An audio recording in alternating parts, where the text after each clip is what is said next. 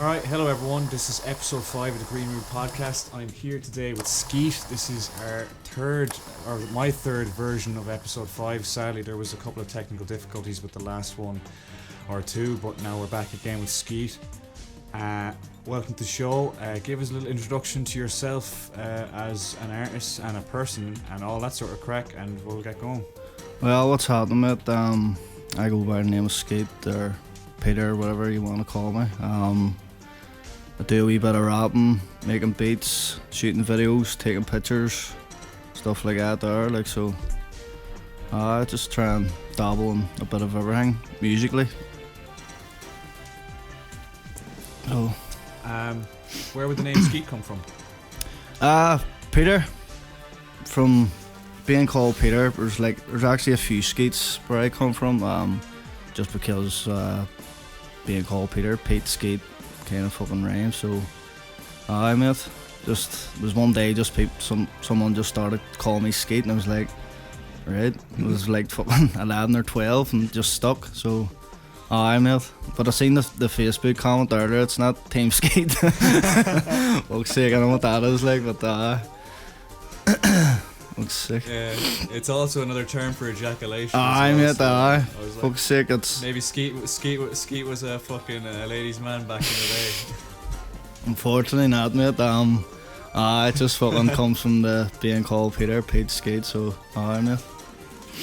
My initial assumption, because you're from up north, and now this might be a bit of a vicious stereotype, but was Skeet, like, you know, you're probably a bit of a joyrider or something like that, you know, skidding around the spot or something like that. That was just my assumption. Like, I was kind of like, I wouldn't see Skeet as that fella, but I was like, you never know, he could have been a mad cunt when he was young, like. I will have done some dodgy stuff back in the day, like, but no stealing cars or anything. It was just fucking like being a kid and breaking into schools and stuff, and just normal stuff, know what I mean, when you're growing up as a kid. But sure, I still do that sometimes. I just being stupid, mate, back in the day, but I'm wild, mate. So give us a little bit of an intro into how you got into rapping and production and all that sort of thing. Your whole creative side, really, like. Yeah, mate. I always liked music, like, know what I mean. And there was one day when I was in, I think it was not college, I was going to say college, secondary school, and there was this week thing called Dance DJ, and it was basically just putting loops together, and I was like, I was amazed by, like, you know, fuck it, I never knew you could just fucking make music this easy. Well, it was just putting like drums and just kicks and snares and stuff like that, and it was all a loop, and you were just putting it together. But from that there, I was just like fell in love with it, and then fast forward a few years later, doing music, he sent me this thing called FL Studio. Started making beats there, but they were shit like back in the day. But as time went on, you get a bit better. But I was kind of doing producing more at the start. And then I started rapping a wee bit more after, and it was Dame who pushed me to that. He was spitting bars and all, and I was like, fuck. It was basically just every weekend we would have got a few drinks and stuff, and he would have said, "Mon here, I see a reverse," and I was like, fuck, that's actually good, I need to step my game up, sort of thing. So I kind of fell out with not making as much beats and started writing a wee bit more. So, and then he went the opposite way. He started making more beats and stopped writing as much. But I didn't even know he rapped. I assumed he was just a producer. Mate, me and him's fucking done like a few tunes back in the day, and then I'm working on an album, and he's actually on the new album. So he's been writing music he's working on an album too. He's been getting stuck in. He just wants he has no time yet, just kids and stuff, and no time. But I mate, just fast forward now a few years later, and I'm shooting videos and all now, and a kid and all, and fucking taking pictures, and you know, Alpenlager. When you first started off, was there more, say, like, because obviously there's a huge scene there now. There's Jay Sutton, Don Chi, Dirty Devs, Daz. When you first started off, were a lot of those artists already in or doing their thing? Fuck, or was it just kind of, was there only a small few? When I started off, I didn't even know any of them. It was I must have knew like one or two people just, and I was probably Dame, and then there was a fella called Scats 9 and John Sue. They were the first ones I seen like. I know John Sue, yeah. I just doing the fucking like rapping, because we started off fucking rapping in American because kind of that was all we knew.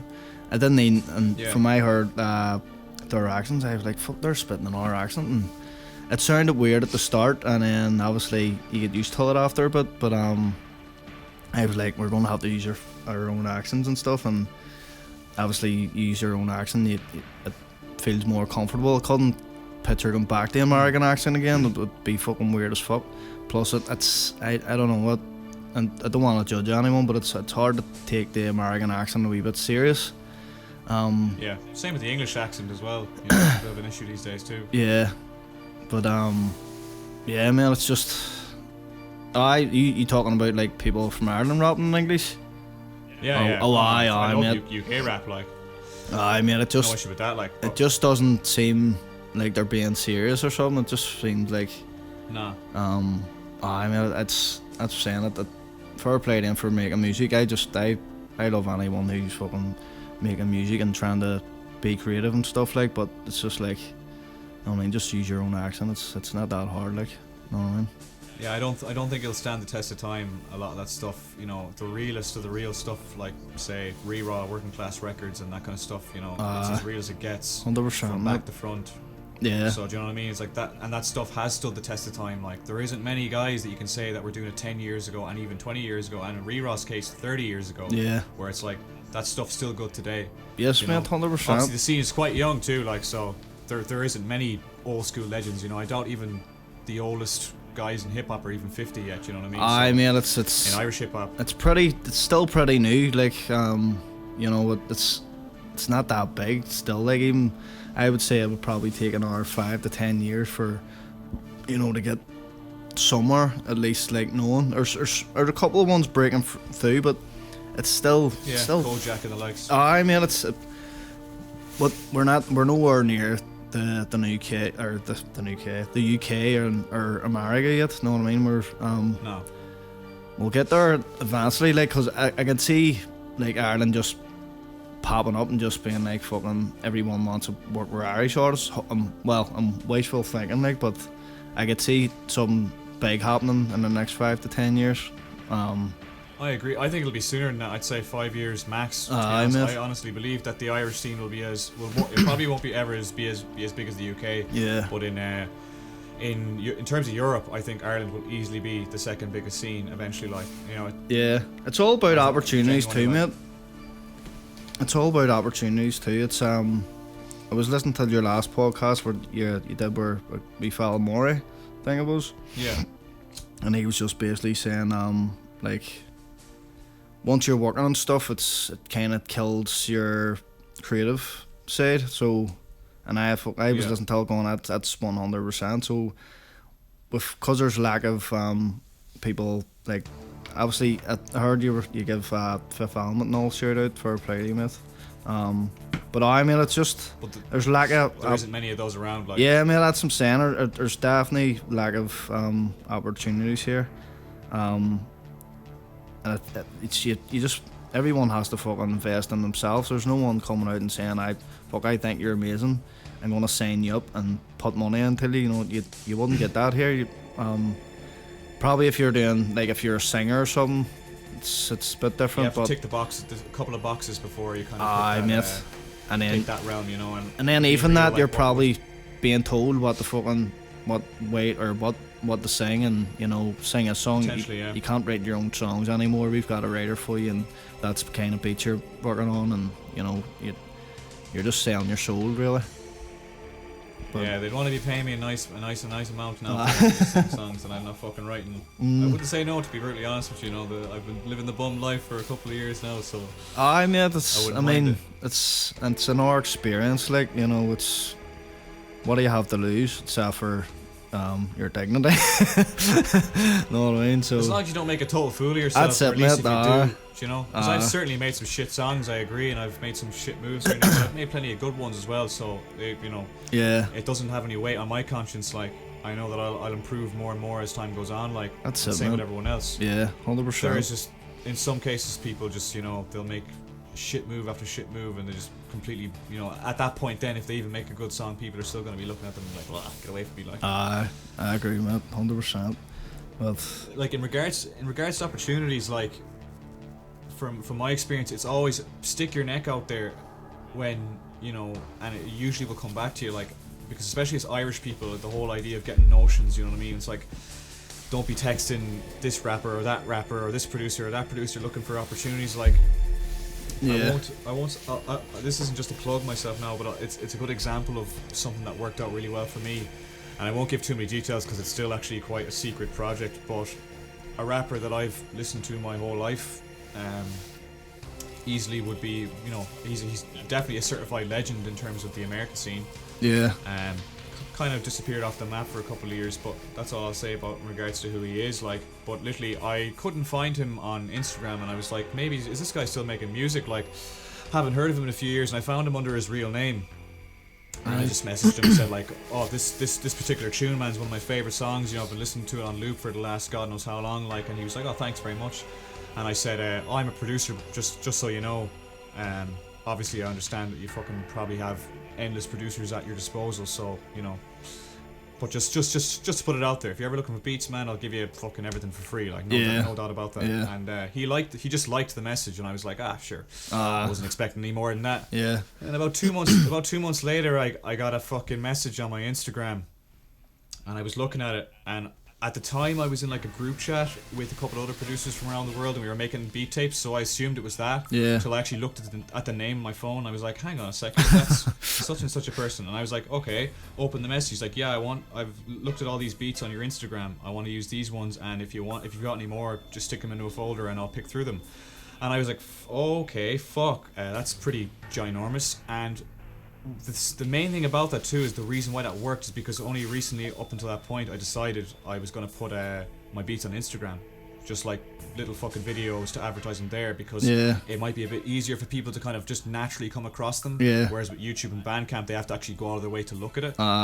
So if I hadn't been doing that as well, he may have just been like, never even checked it out and like that. And now, say about 6-7 months later, like this thing is happening, like, and it's moving forward, and it's gonna happen, and it's gonna fucking hopefully absolutely fucking make massive moves for me. But like, not Powerful. just to put that one out there, but like all the opportunities where I've gotten that have stuck out, say working with Kneecap, or the fucking couple of number one tunes I did with Steve-O, was just for me putting my neck out there, just going, oh, I'm a producer, I make beats, and it fucking worked out really well for me. A lot of people just kind of might be a bit nervous or reluctant to do that. Like, as long as you go about it the right way, like, that's it, man. It's just it can just really taking that out, leap like, of faith, more, if you want to call it that, and just going for it. Just, what have you got to lose? Like, know what I mean? It's just they're going to tax you back, or they're not going to tax you, and that's all. Yeah. But I mean, it's going to be an exceptional character to get rude or get fucking ignorant, which is, you know what I mean? And more than likely, it's going to be some Irish rapper with 200 followers or some shit. Like, I'll be honest, like, most of my worst experiences are with guys I've never heard of, like. Yeah. Usually when it comes down to fucking saying, oh yeah, I actually sell these beats, I don't just spend 24/7 making beats for free anymore, at least. Mate. You know what I mean? Like, obviously, yeah, like, I'm happy to kind of fucking be fair with people, like, say like yourself, like, obviously you've bought a couple of beats off me before, but like, if you were asking for one beat for free, I'd have no issue with that, you know what I mean? Nah, like, man, I just like, I like paying my way, because at the end of the day, I know what it takes. It's not like you're in the studio making beats 2 seconds and just whacking out. Like, it takes time to sit and go through stuff, or you might pick a kick and you're like, nah, I don't like that kick. It's people don't see us, or even fucking flicking down all your samples to get the perfect snare that you like, and then right, I'm happy with that, and just spending like hours on a beat, mate, and just like just perfecting it. You know, people don't see it. They'll probably just think, right, he makes beats in 5 minutes. Nah, mate, because that's what I'm saying, like, cause I see what way it works and stuff. You know what? I don't mind paying fucking money for the beat, and plus, if I really like the beat, that's, you know, I don't mind fucking paying money for the beats. Like, you've put fucking a lot of time and effort into it, so it's only fair. Like, see people just like reaching out and saying, have you got any free beats? Like, no harm to you, but that's bogging. That's stinking. Fuck's sake. No, fair play to you for having the brass snack and all, like, but nah, man, it's not for me, like. Especially in my case where I've made, like, obviously it's a choice, but I've made the choice to make music and all that stuff my full-time occupation, like, and while obviously over the years I had stuff like government grants for college stuff helping me out and shit like that, I've only gone that route of just being hustling and making tunes and just constantly trying to get through it and make a living, and like sometimes the money's good, sometimes it's not. Obviously your main goal shouldn't be money. Nah, man, 100%. Once you it's put alright a to couple have, of years like, into it and you it's alright to once have, you know you're but good at it, you shouldn't go for money, definitely not, mate. 100%.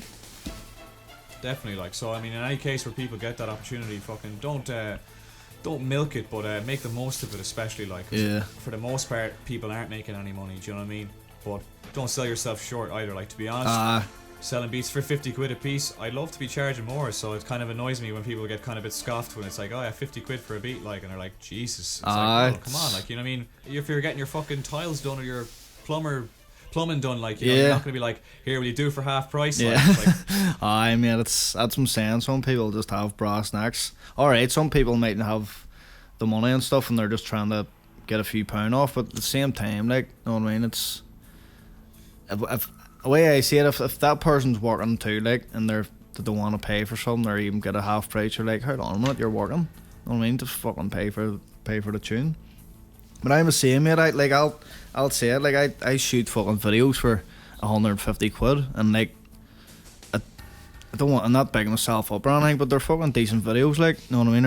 I agree, they clearly, because you've literally for the most part done like all the videos I know for people up north, bar most, maybe I guess the GAC ones and kneecap videos, but all the best videos, I mean, you've easily done what, about 20, 30 at this point? Aye, mate, there's a good few now, like, but that's what I'm saying. I'm trying to get that sort of 600, 700 pound quality, what you would get for that type of video, you know, just I've spent a lot of money, like, just for even the camera stuff and the gimbals and the lights. Like, there's a lot of fucking, even Premiere Pro you're paying like fucking £40 a month, you know. There's a lot of money put into it, so I'm not really making anything because if I make a video and I don't like drop or do anything for like say two or 3 months or whatever it is, like Premiere Pro's sort of, you know, from that £150 that's like took it all off me anyway, so you're only paying for like Premiere Pro more or less for the video, but that's again, like, I'm not doing it for the money, you know. I've did plenty of videos for free, and that's just because I either like the track or I was just being fucking fair with the artist, and I was just like, look, I know they're probably not making much money, so I'll shoot the video and just put it on my page or whatever. But I mean, it's for me, it's not about the money. Yes, it's nice to have and all, like, but nah, I mean, if you get into if you're spending money on that kind of money on equipment, it's kind of fair enough. You know what I mean? They're basically, I know 100%, renting you. I agree. Like, they're renting your time and your equipment, like, so it's fair, like. I've seen it that way, and I've people's told me and all, you should put up your prices and all. And like, look, I will eventually, but then again, a lot of people, there's a lot of artists and just in the scene who, you know, they're not making much money through music, if anything. So what I'm doing, I'm just basically trying to help people, like, fucking push their craft in a way. And if I see someone who's fucking talented, take for instance, there's a wee fella called Doke. He's Mark Doke on Facebook, but he goes by the name of Doke. Mate, he put up a freestyle, and I was basically, fuck me, this can't screw. But you can tell from obviously his photos and all, he didn't have anything, like sort of, like, I think he had a few tunes on SoundCloud and stuff. But I could see he was talented. He was like, right, So went out and he sent me a tune that he recorded, and I was like, fuck, it's fucking brilliant, mate. It's like, I've been doing this for a wee while, like, and I was like, fuck, it's like proper good, like. And he's like, and I said, mate, would you be up for shooting a video? And that was like a few months back, and he's like, so the weekend there, but we end up getting the video shot because just time ways, mate. It's like, see, trying to get time these days, it's fucking a nightmare. But just things like that, I was like, look, listen, I'll shoot the video for free and I'll put it up my page. Kind of working together in a way. And he's actually on one of the tracks produced by DJ Caffeine for the new album I'm working on. So I mean, he's a dope fucking artist, like. But it's just be things like that, you know, just trying to help other artists. But like, obviously, if someone's hit me up and they're asking for prices, I'll give them a price, so like 150, and that'll get you, like, you know, a trailer, pictures, a video, and even like an out now video, and then even just wee pictures for the stories. Like, there's not a lot of videographers do that. I've worked with videographers, and they'll just give you a video and that's it at the end of the day. Whereas I see it just a way, this is what I would want, you know, being an artist. I would want like pictures for like promo and just wee things like that. So I mean, I'm just trying to fucking help the artists as much as possible, because there's not a lot of people out there wanting to help unless it's fucking, you on know, more of a humble level like that. I mate, it's just so. It's most people is in it for the money, like, and you know, I don't really want to work with people like that. I just want to work with people who just want to make something good. And yes, if it makes money, happy days, brilliant. But you know, and come back to it, and it's not, I'm not in it for the money whatsoever, like. But when you're doing favors to people as well, like, obviously it's not your intention, but like, you'd hope that, like, obviously, yeah, if something comes their way, they'll be sure to give you a shout, whether it's a video or a potential gig opportunity or something like that, you know. I mean, just it sounds cheesy, like, but just fucking treat people how you want to be treated, more or less. Exactly. You know what I mean? So just and I think it's just all about teaching too. Like, it's even just going out and like shooting videos where other people, I wanted to learn. You know, and then even just recording, where like in the studio when I didn't want to do it like the new way, whereas people send like tracks over or send like vocals over, and you know, I want to work with the artist, so it's about that too. You know, just being creative, mate. Know what I mean? Even just for the fun factor, it's more. Yes, it's mate, better crack when you're in there in the studio together, just having a buzz. You know what I mean? That's it, mate. Adds a bit of adds a level just of. Just good crack to it, really. That's all. Yeah, that's it, mate. But I, mate, just back to money situations. Like, if you're doing it for, this is for the kids. If you're doing it for the money, game over. Know what I mean? So, I, mate. Yeah, I was just thinking there when you said that about the actually being in the studio with the artist. Like, I don't think it would make for a very good film scene. Like, it's like getting the stems off WeTransfer and fucking download and transferring them into FL Studio. Like, I think it'd be a totally lack of fucking atmosphere there. And fucking, I don't know, straight out of Compton or something like that. If that was the case, like, you'd have to at least lie to say that the person was in the studio. It would be like a comedy. It would, that's the way you would look at it. You would look at it as a comedy, because you'd be like on the other end, like sending him the beats. I wonder what way his reaction is, and then sort of just like sitting back, listening to it, because you can't see what way the other person's reacting till your verse or anything, you know. Because it's good to be in the studio and to have that, say someone spit a verse. Say for instance, whenever I was doing the last album, Simple Mind album, there was a track called Head Case by Jack Biceville and Roscoe Sauce, and like, I never heard their verses, so for us to go in, and I was like, right, Jack's going to spit his bars, and then Roscoe Sauce, and then I'll go last. But I'd never heard their verses, and whenever Jack got in, I was like, Jesus fuck, powerful, unbelievable. And then seeing with Roscoe Sauce, I was just like, Jesus Christ, he's fucking more than happy. So, you know, to hear it on like fucking like if they're just saying it, it's a different experience. The experience in a studio where like recording with different artists is 100% different. Like, and then just when they're coming out of your booth and all, you're like fucking killed it, mate. Know what I mean? So it's not the same as if you're texting them or you're ringing them or something. It's like being there in person. It's different. It's very experience. handy to have that we can just do it through the internet. But Yeah. Oh, aye, big time, mate. We're very lucky in that regard. Like, Yeah. Even just, for instance, now just doing this fucking podcast, like were you in Galway or you in Limerick?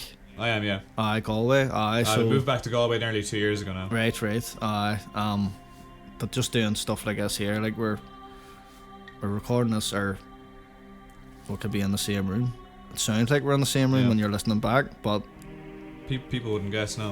like you have a nice I grew record, up like, when the telephone would fucking turn off the internet, like. What do is you it? know what I mean? Like the dial. You know when you fucking back to the dial-up days, like.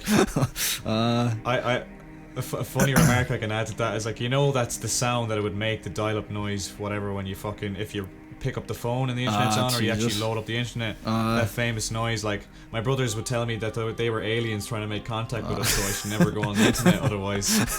Well, no, there wasn't just that. My brother actually told me that, like, if you ever go on the internet, you're instantly going to be contacted by someone pretending to be a child. Now, he didn't define what a paedophile was. I was too young to know what that was, but he said an old man is instantly going to contact you and pretend he's a kid if you ever go on the internet. I was like, alright, not going to go on that shit. Like, avoided it for a good few years then, like, but better off, yeah, Jesus Christ, like, the place is a cesspit. Like, look how these generations are going to come up with the internet. Fuck me, man. I don't look forward to raising kids in the internet age, to be honest. Aye, mate, it's, kids are just, like, kids don't even know what fucking games, like outside games, are anymore. Like, you know, it's just they're stuck to their tablets or iPods or whatever it is. It's just like, suppose you can just sit there and you can, like, it's good for having the kid and you're just like, and they're being like yapping or something, here, stick that on for you, and then it keeps them quiet. But in the long run, in years to come, it's like, it kind of fucks up a kid. Well, 100%, mate. So it's gone are the days where if you know your parents, they can just give you a smack, like. Aye, mate, these fuck's sake, kids fucking ring childline all now. Yeah, fucking hell. I could have made a few phone calls back in the day if I even knew how to make one. It's fucking. But then again, it probably was for the right reasons. Yeah. You know what I mean? If you can tell just by people in general, man, if whether or not they got a scalp as a child or not. Aye, 100%. You know, just judging by the way they act in any kind of situation, it's like, yeah, you clearly didn't get a fucking whack across the arse a few times. I got a fucking few slippers. My ma used to whack out the slipper and used to like freak out, and then if that didn't work, she would have said to my dad, and then when my dad came, like, I was a different story. Like, I was like shit scared of my dad, like, so. I was good, like. Yeah, you know you're in real trouble when you're getting double time. Aye, mate, so. But it's like, kids don't get hit these days. Even my missus's kids, like, she would never hit them or anything, and I'm like, I said, like, sometimes a wee smack wouldn't go amiss, like, and she's like, nah, I wouldn't hit them, like, no, so. But everyone's different, like, no, there's probably. Unless your child is an absolute fucking tyrant, you know, like the real bad example is then, like, yeah, usually you can just fucking bite the lip, like, because I mean, you put yourself into your own head when you were a kid, like, it's like, how did you feel when you got a smack, like? I know, mate, 100%. You know, it's fucking sore, and you fucking either cry or you get angry, like, you know what I mean? So you have to think about that as well, too. Like, it's like, yeah, true. While it did me good, it's like, I fucking hated it when I got a whack, like, whether it was right or wrong, like. Yeah, 100%, mate. It's different generation, mate. What are you currently working? You're currently working on an album, are you?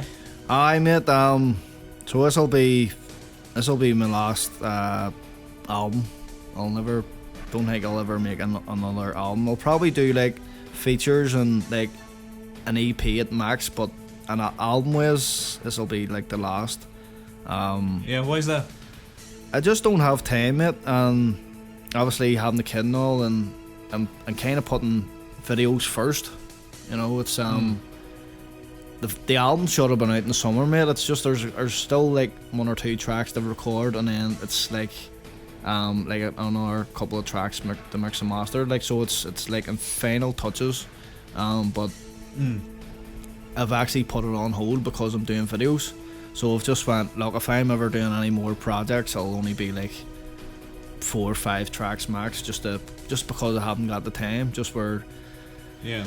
Having a job, mate, and then fucking when I get home, I've like the kids set my lap straight away, and then when I do get the time, it's like when everyone's in bed and I've got the laptop out and I'm working on videos, and then even at that it's like, right, fuck, I have to do a track. So mate, see time, it's so fucking thin, mate. It's like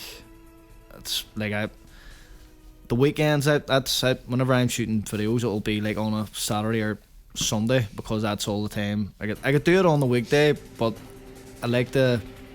It's not ideal. It's not ideal because where I work, I'm up at like 6. I'm up at like 5:30. Start at 6 in the morning, and then so by the time I get out and stuff, I'm bollocks, mate. So I'm just like, I can't be out. I'm saying I could go out and shoot it, but I'm not going to have that same energy where of being more creative. Yeah. Whereas like be on a weekend, it could be, you know, I'd probably be a wee bit lazy. But I mean, just no time for the music as much, and I mean, give it a few years and you might fucking find the pocket of time. Do you know what I mean? Even if you just recorded a couple of songs a year for a while and eventually, you know, have one. Yeah, mate. That's you know, at some point, you know, don't put it off completely. No, but I understand where you're coming from. Like that's what I'm saying. I'm not saying like it's the last ever project. That's saying I'll probably do like an EP at max, but like working like on an album. Like I think this is of like I think it's 10 tracks done.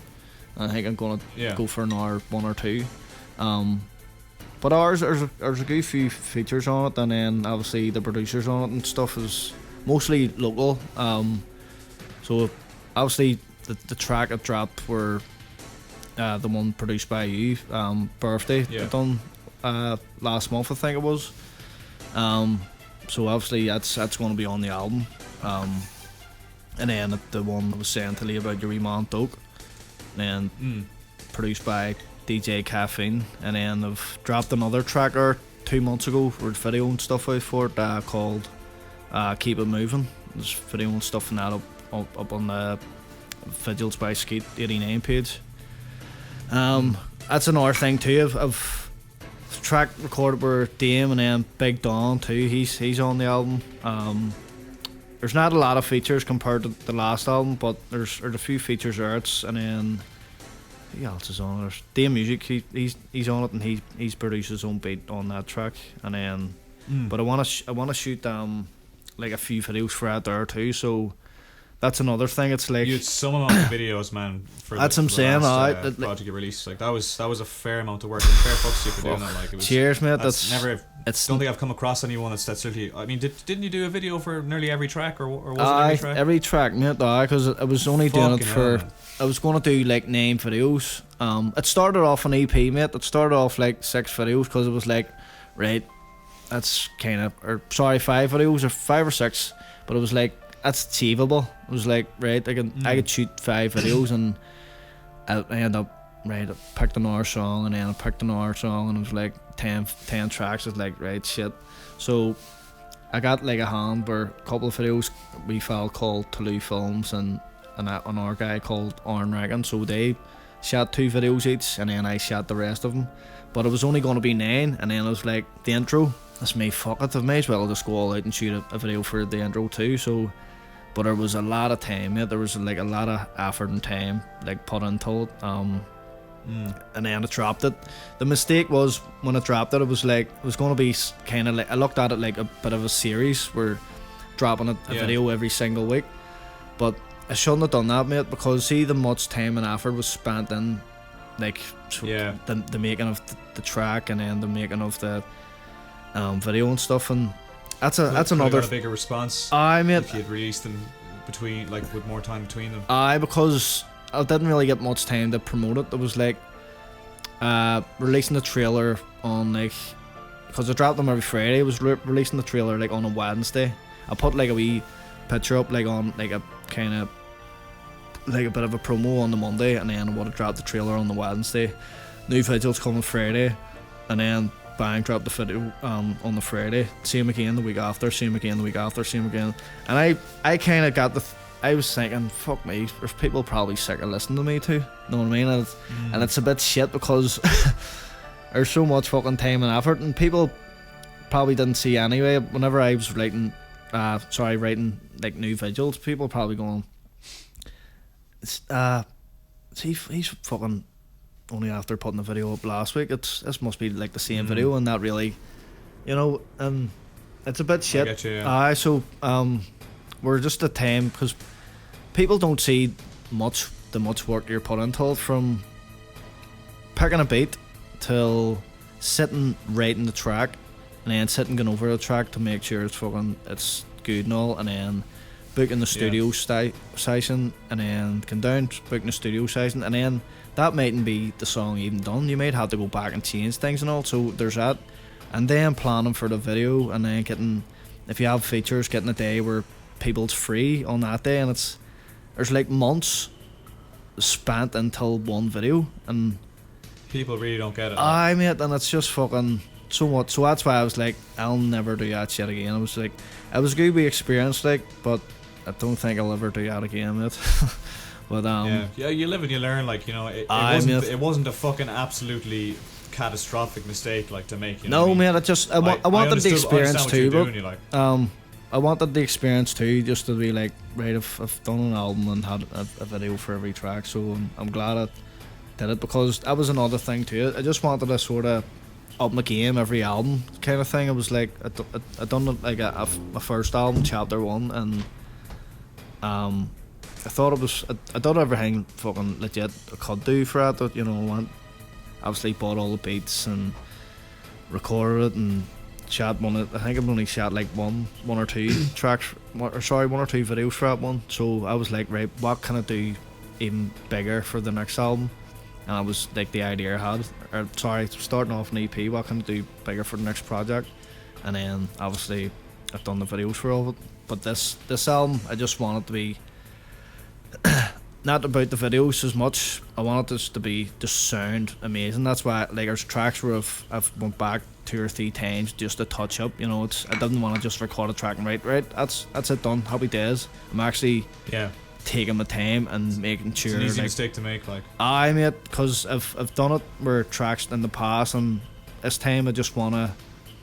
Even just wee tiny details, like cutting the beat out in some parts, just to make it like pop a wee bit more, if you know what I mean. You ever see like when a DJ like kind of drops a beat and like halfway through it and they're rapping, just to make it sound like it bangs a wee bit more, just wee tiny details like that. So it's just about the music more rather than, obviously there's going to be videos, yes, but I want it to be about the music more. I had a really annoying fucking example of that recently, where I was recording a track and I noticed that I was saying the wrong word at the end of a line. Nightmare, mate. The take I'd used, I was supposed to be saying near, but I was saying here. Fuck. And I had like 5 or 6 other takes, and every single one I was saying here. And I was like, fuck's sake. I've been now, there granted, before. all I had to do was just go back, because I was recording it in snippets, like 8 bars, so I just do that again. It was fine, like, but even then, because I was just literally about to master the tune, and I just noticed it, and I was like, oh, for fuck's sake, you have to go back, because I'd already used that word twice in that fucking line, or in that fucking couple of bars, so it wouldn't have worked, like.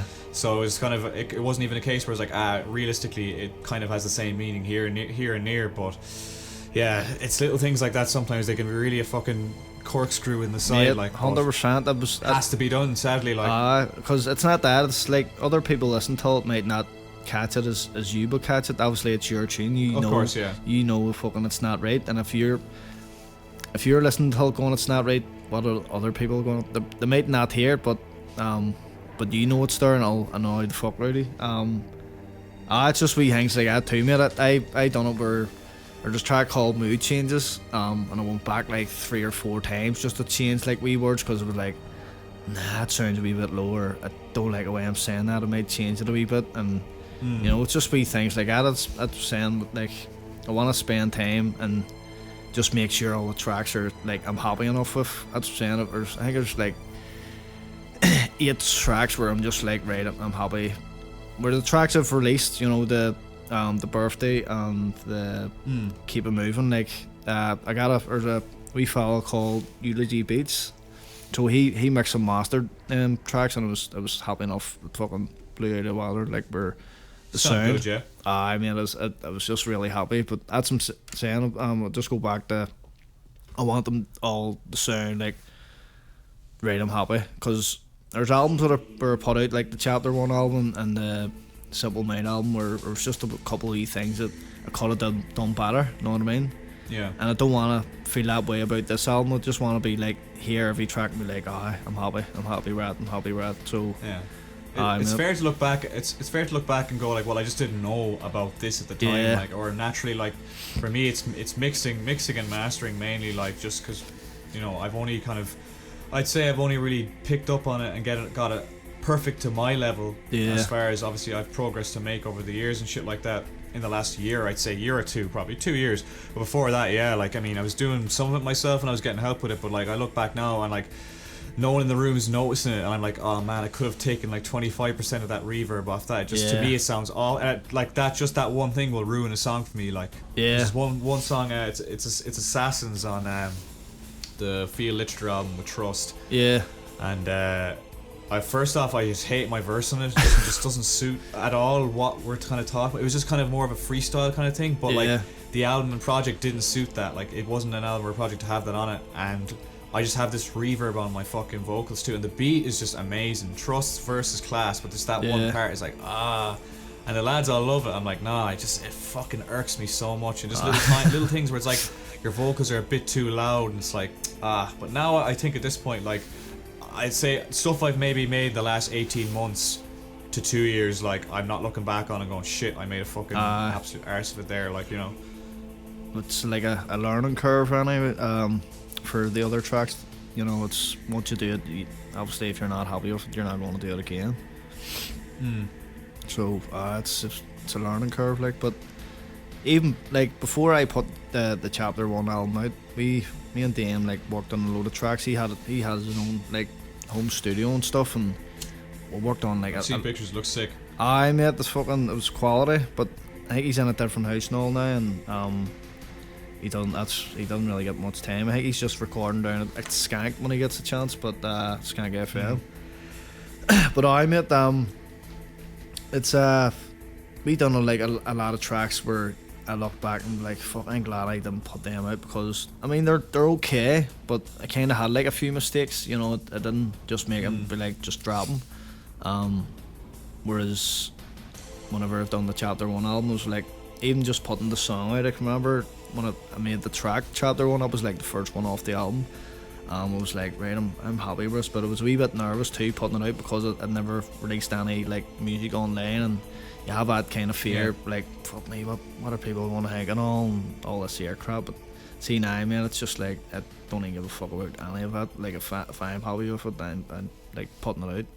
You know, that's what way you always used to think. No, what are people going to think and all, and you always have that fucking fear. And I think it's just a thing of growing up in Belfast too. You know, if you were doing like hip hop and stuff, you were like, people were looked at it like fuck, like alien kind of thing. It's like same down here, same in anywhere in Ireland. It's, you know, a decade ago, like, you know, if you don't do if you don't listen to rave, or fucking you're not a kickboxer, or you're not a footballer or whatever, it's like, what are you doing, you know? It's just, if you're doing something other than what's that, he smoking like? You know, that's it. What are you at fucking?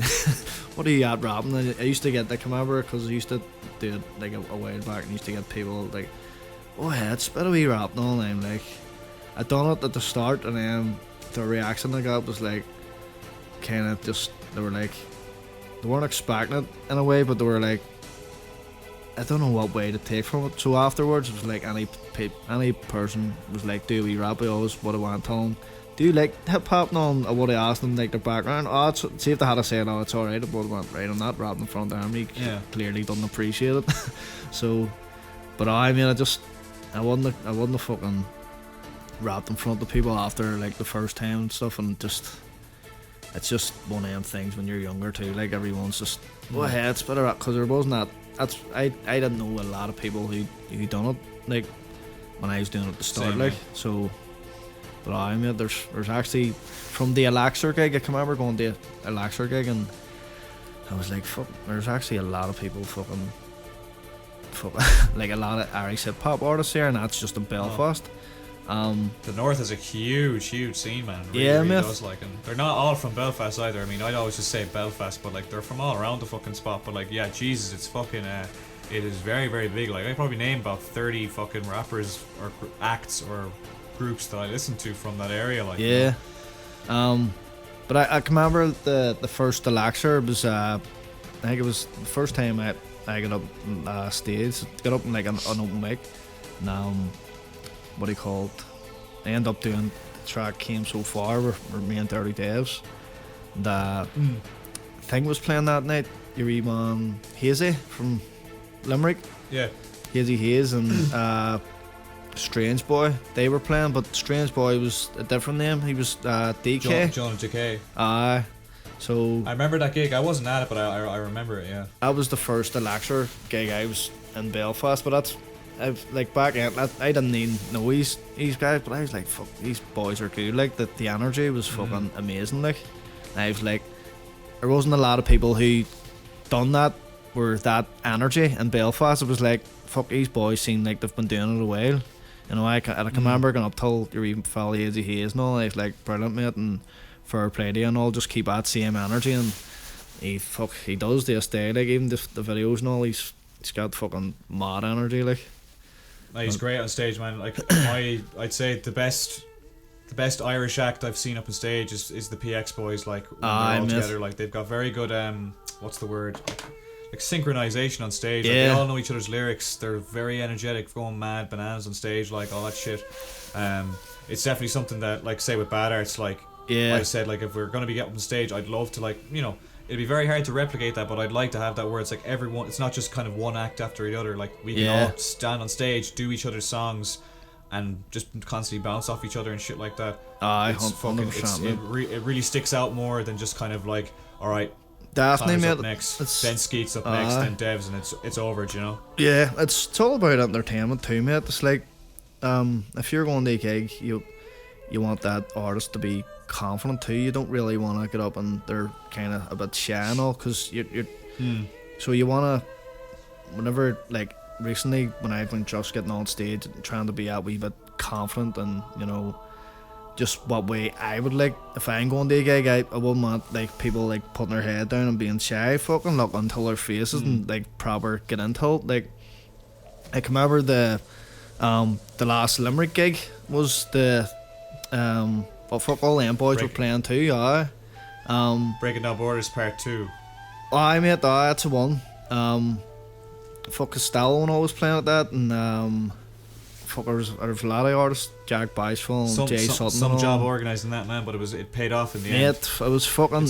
It's we went to the first one, and the first one, it wasn't great. Like, for me, it wasn't great because I drove down and then drove up that same night. So I went down sober, every con's getting blocked, and then I drove back up. It's like 4-hour drives. Like, next time I do this, I'm staying over.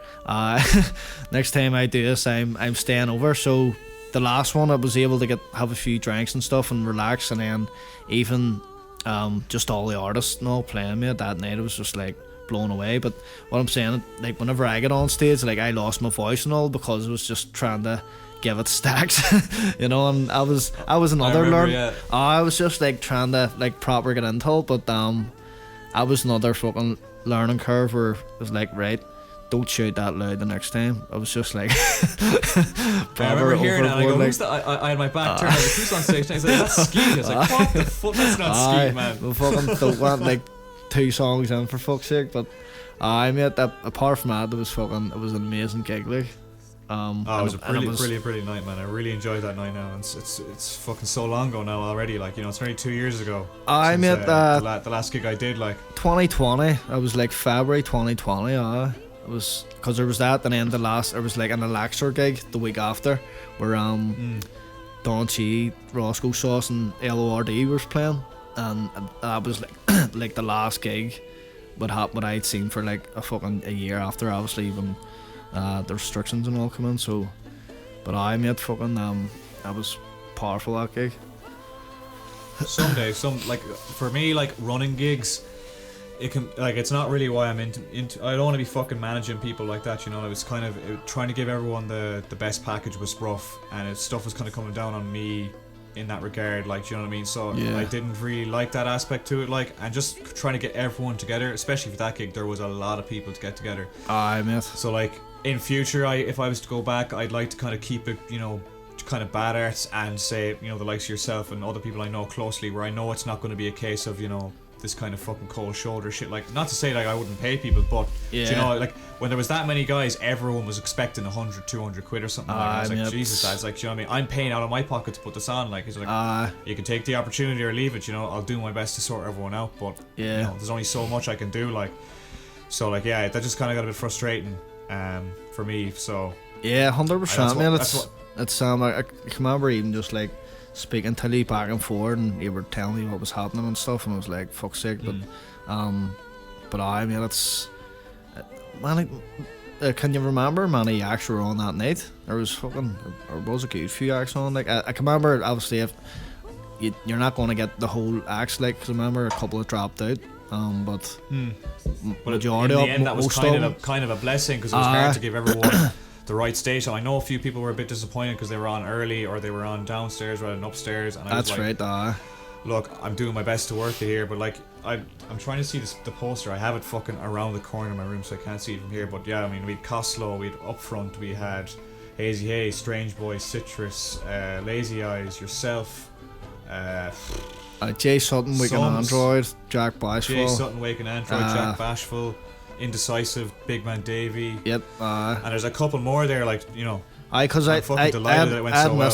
I had missed like a couple of acts at I think it was at the start. I can remember fucking. I think I came in when I think it was Shambles Boy and Davies were playing. I had just caught Demons. And then I think Jack Bashful and Jay Sutton were up, and then I was once I wanted to get on a bit earlier, just to so I could get on and then just get back off and just like and enjoy myself. I would rather be on it. Like. I mate, so you know it was good, like that.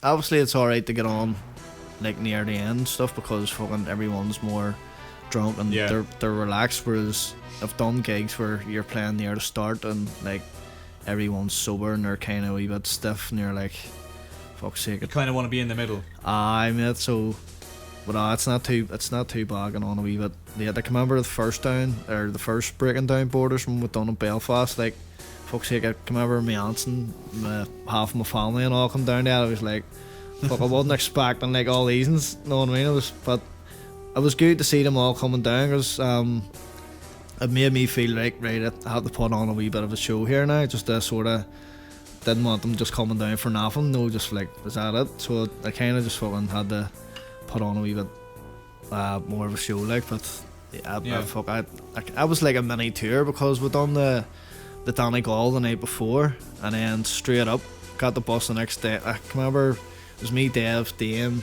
my sister Chloe and my girl. I was see that experience, man. That was fucking brilliant. Like I always look back on that and go, I was actually powerful, because driving down, just driving down and getting to that wee bar and stuff, and just like the sun all was setting, I was like going, this is fucking amazing. And then looking out the window and there's sheep and all, and I was like, we're sitting in a bar and there's fucking sheep outside. It was like middle of nowhere, and there's all these but it was different hip hop heads there. Like I hadn't met most of the people there yet. Like I think Costello was the only guy I'd met in person up until then. Yeah. And Shambles.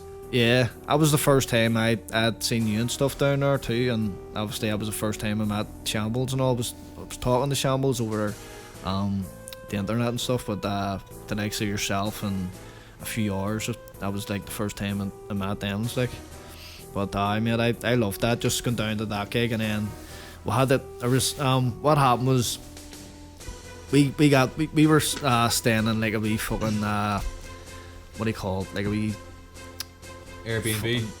No, it wasn't an Airbnb, like a fucking hostel. A hostel, mate. Yeah. But this was fucking probably the best hostel I've ever seen. It was like beside a mountain and all, mate. It was like the views were incredible. And you weren't going to get much junkies in a hostel in Guido. Nah, mate. Nah, mate. It was just, there was people staying where like people who was like up in the morning for like runs, and we were out fucking up like drinking and playing music and shit, and we were like getting knocks on the door and all. It's like, isn't need to be quiet and stuff, and we're like, right, shh, everyone's shushing all, no, but you think you're being quiet, but you're not.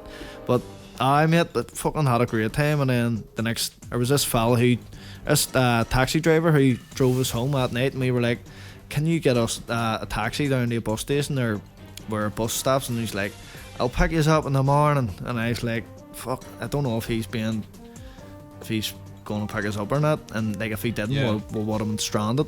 But he did, mate. He came up and like picked us up. I think we had a bus for like 7:30 or whatever, and he picked us up at 7. Yeah. I was like, I can remember days and all fucking throwing up outside the taxi and all. I was like, fuck's sake. So he didn't make the gig that night. He was fucked. Whereas I was trying to be sensible that night. I was like, I had a few pints and stuff. I was like, this gig's tomorrow and all I want. Like, cause I knew obviously like family members and stuff would come down. I was like, I wanna be sweet for this gig and all tomorrow and shit like that there. And we drove up in the bus and all. And, I can remember being on the bus, like all the photos and all like that was sitting on the bus editing pictures and all. Just fucking, and then we got up and I tried to go to sleep but didn't happen. So when we done the gig that night, I was absolutely chin, mate. It was like 2 pints or something. I was fucking felt like I was getting drunk, but it was like a kind of like a mini tour for me. That's just like to do that, and then it was like the insight sort of speak. You would sort of what way a tour would be. You know what I mean? Like tour, like fucking playing one night in one place and then traveling to another place and playing. So it was a good art experience, mate. That's probably would never happen again too. Like so. Potentially with the way things are nowadays, we'll have to see. Aye, mate, that's fucking crazy. Like, it will. Like, I know down south's a wee bit fucking bad, like, but I think they're actually doing something similar up in Belfast now. So it's a bit fucking shit, mate. It's like it just doesn't. For me, it doesn't make any sense. It's just no. None of it makes sense, to be honest, man. You know, we could speak about it for years. You know, from the core, a lot of this does not make sense. You know, it's funny how again things are getting better, but we're going back again. Do you know what I mean? Like I can't really understand that. Like that's another part what makes it suspicious. It's like everything started coming back to normal, gigs and all started coming back, all whatever it was. Bang! A month before Christmas. Oh, there's another fucking virus, and you're like, what the fuck? It's like, it can't be serious. You know what I mean? It just seems dodgy or something. You know what I mean? It just doesn't seem. It just seems like they're taking a piss now. That's what it seems like. And then that fucking ball bag Boris Johnson's on saying, I don't know if we'll have a Christmas or not. And I'm like, fuck off. Like he's not going to spoil nothing. Know what I mean? Exactly, like as if it's especially in your side of the fucking country, like or the like, you know, it's not going to make a difference to you, like. I mean, that's even for like if they say as lockdown restrictions or whatever, like I don't think most people would be listening. I think at the start they were able to do it because everyone was like freaking out about it now, but now it's like people are just pissed off and they're like, fuck that shit. But the first lockdown in the south, like I was pulled over. I don't think I'd been pulled over by the guards since I was like a fucking 18 or so. Like I was pulled by the guards more times in that month. Just like even walking down the road outside my house, like I mean, we were sitting on a bench with a couple of lads in the dark, like, and there's a guard car pulls up and he just shouts over across the park, it's like telling us we have to fucking scatter, like, and I was like, Jesus Christ, like, but since then, even though the restrictions actually got worse in some cases, they have not been policed at all. Like I've never been bothered once. Like I actually forgot it was the first one, and we were sitting down in Galway City and I was out of my radius, the rest of the lads weren't, or at least some of them were, but he asked us where we're from, and I just decided I'd be honest rather than lie, and they all said we're up from Bohermore, which is just up the road. I was like, I'm from Barna, and Barna's like, you know, fucking 15-20 miles away, like, and he's just like, Barna? He's like, you fucking privileged fuck. And I was like, what? He's like, you got the beach and everything out there, like, who the fuck do you think you are? He's like, you're the fucking reason you're the reason I can't see my kids. And he goes, he said, and this is bullshit obviously, he's like, there's Arctic trucks filled with bodies leaving the hospital every single day, and you're out here drinking in town. And I was just like, and he told me to go home, and I said alright, and the lads went one way and I could go home that way as well, like but I wasn't obviously going to go home, I was going to follow them, like he fucking forced me to go the opposite direction from them. We still met in the middle then as we walked around, like he was basically telling me to walk home to fucking Barn, like fuck off, like I was like, Jesus, it's an absolute joke. I thought now that would be the case for the rest of the thing, but nah, since that, like I've never gotten one bit of hassle over anything in regards to COVID, really, like, do you know what I mean? It's just so stupid, man. It's like some of the stuff they're Like Attitudes of asking. people, man, they stink. I mate, 100%. So like, there's no need for it. I mentioned this on the last episode with Lurch, but sadly we lost it because I said there was technical difficulties. But I went on to the Galway Reddit forum and I decided I'd put up that I had a studio available there if anyone wanted a bit of a cheaper option, you know, rappers and singers, etc. Yeah. And I was getting a nice, lovely, positive response. And then some cunt, man, went out of he made an account specifically to make this comment because I checked his profile and it said made 5 minutes ago until he made this comment, like, and he said, "Oh, that's great, but pity you're anti-vax, like." And all of a sudden, the reception just changed on the whole thing. Like, and he obviously had to be spying on my profile because if it was just in regards to this forum, the Galway forum, the only potentially anti-vax thing I ever said was there was a restaurant in Galway, and it was the only one in Ireland that was going to challenge the whole COVID cert thing. Yeah. And I commented below saying, "Look, whatever if it's wrong or right, but just don't go if you don't like it. Leave them off. Is it really worth fucking losing your fucking mind over? Like, that fucking restaurant is hardly going to be the catalyst behind the pandemic." And that was the only thing. So this guy, obviously, I had said certain things in other places on Reddit and stuff like that, so, you know, but it was just like the fact that his opinion on that was, yeah, you know, oh yeah, that's great, but like, you're anti-vax, so you don't deserve a fucking Jesus, the right to earn a living and potentially eat, like. And I was like, how is it that no one even sees it that way? Like, it's just, do you know what I mean? Like, I had no issues with fucking vaccines before this, but a lot of people have an issue with, and to be honest, like, especially with my generation, I've only met one person that said, I got the vaccine because I was worried for my health or worried for other people's health. The rest of them were like, man, I want to go to fucking pub, I want to go on holidays, like, fuck that, like. I mean, that's what I've heard. That's what I've heard of. I've heard like one or two people saying, "Oh, I got it because of my granny or whatever."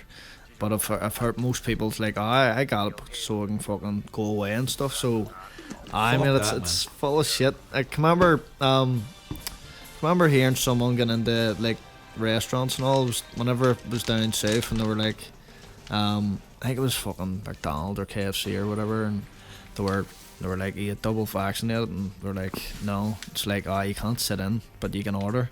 And I was like, that does not make sense. So they were able to walk in and order stuff in the same building, but they just couldn't. They're doing everything inside except for sitting down. And I'm like, what the fuck? It does not make sense. And the other one is like, you can take your mask off to eat, and you can just, like, man, I've often done, I have no fucking quarrels about this, so if people have an issue with it, I don't give a shit. I literally will sit on the train, fucking have a lunchbox just filled with grapes, and just sit there and just pick up a grape every 5 minutes, and no one will bat an eye at me. But there's been like times then where I had it like below my nose, and I was the only person on the carriage, and I was driving through Ennis.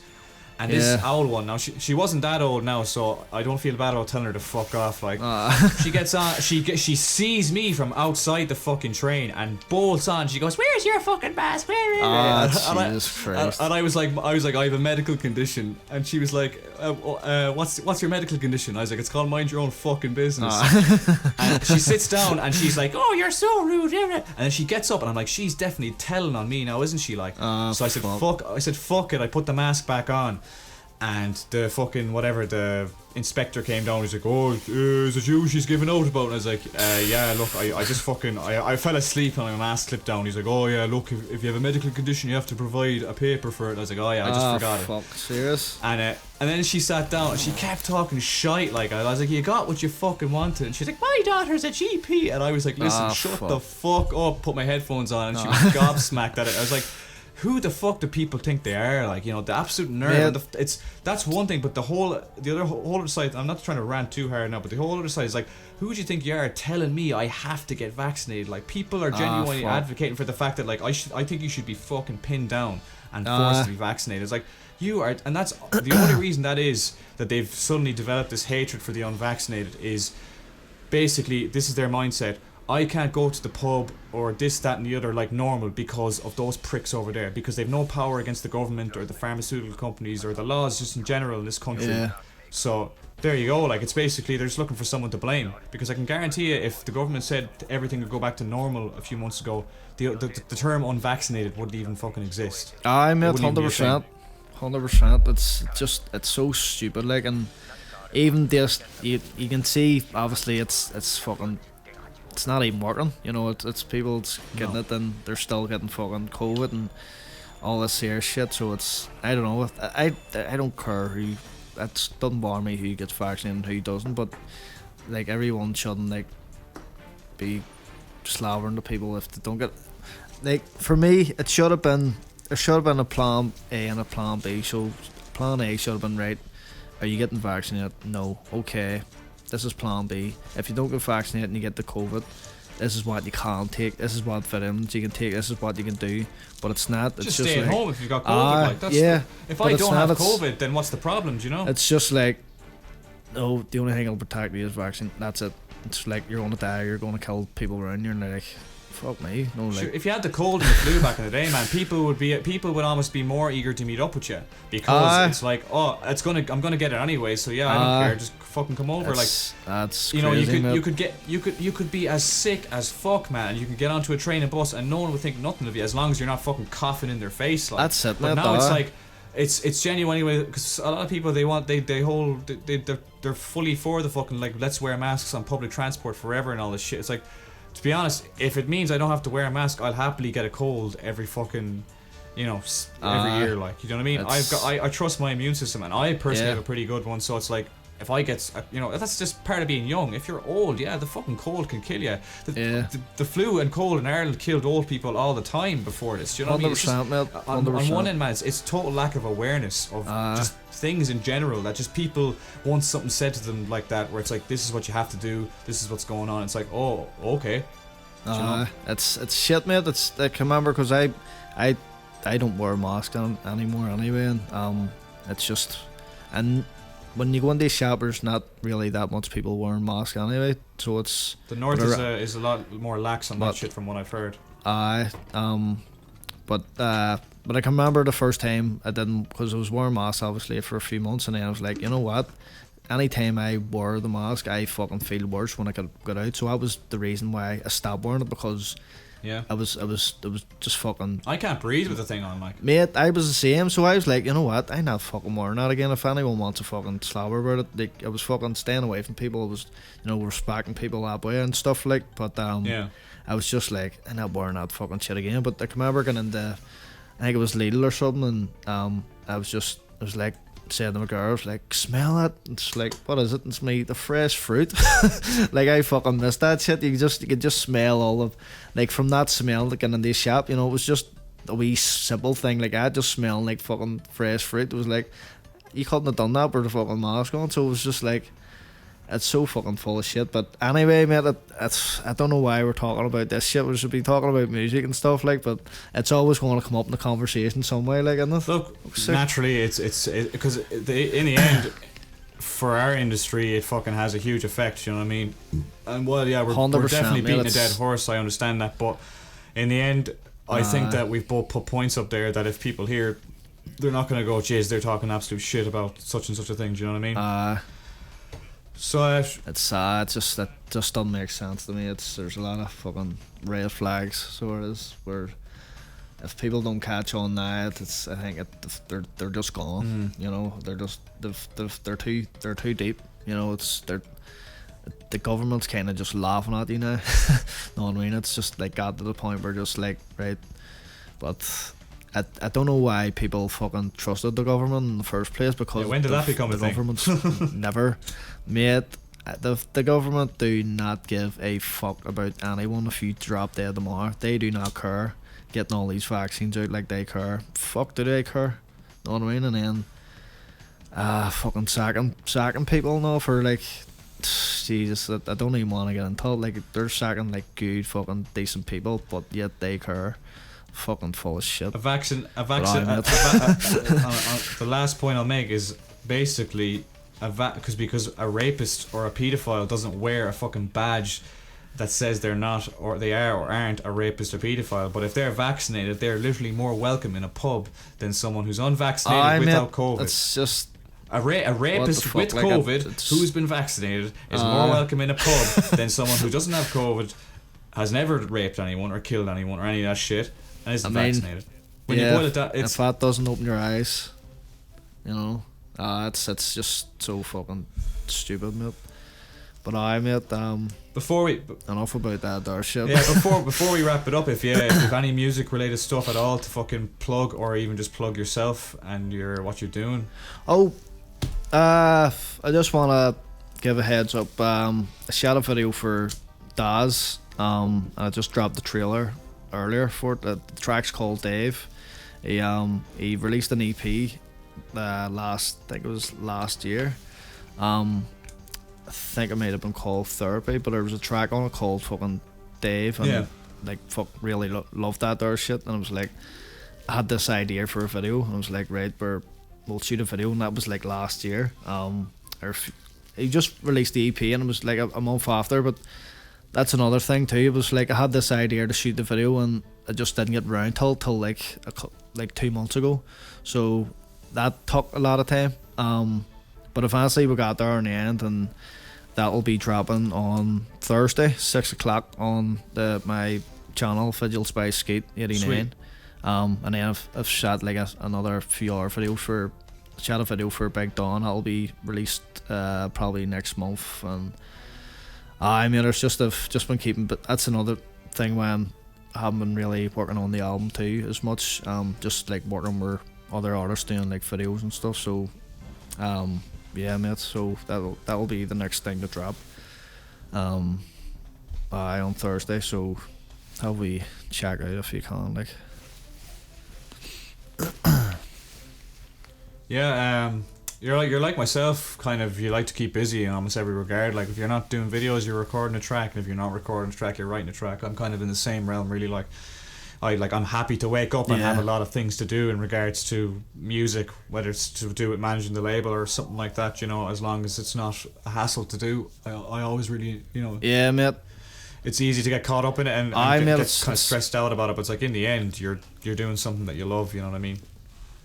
I mean, that's it, mate. It's passion too, like, and then I mean, it's just something I fucking enjoy doing too, and it does take your mind off things. And I'm sure you heard you know, my dad passed away and Sorry all to hear that, man. A few weeks back, and I mean, it's fucking terrible, but I could have went into a rut. I could have like went into a rut and just done nothing for like so many months. But like, I remember even speaking with Dad, and he's like, look, whenever I lost my nephew, like I didn't do nothing for like 6 months and stuff. So it's like to get stuck back into things is like probably the right thing to do and stuff. So like I started back to work from like a week and a half and stuff, and I just want to get back into videos and stuff, because that is taking my mind off things. Like obviously you get your wee phases and stuff, like, but it does take your mind off things. Plus I'm creating, which I love to do anyway, like. So I mean, it's good to be doing what I do, you know what I mean? It's good to like creating music, creating videos and stuff like that, because your average Joe doesn't do this kind of stuff. Like I remember talking with Arcane Soaks, and like, shout out to Soaks. It's not everyone.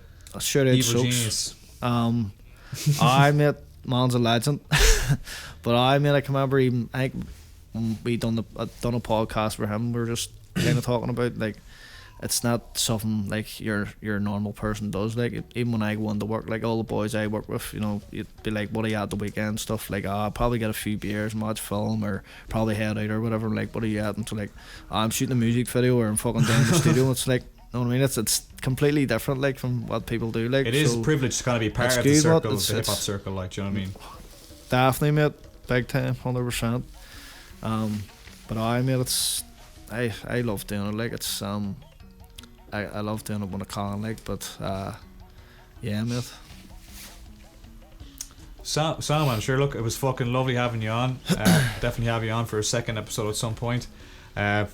Yes, mate, 100%. It was good chatting with you. My pleasure anyways. Alright, man, sure, I'll chat to you soon. Yes, mate. Cheers, take it easy.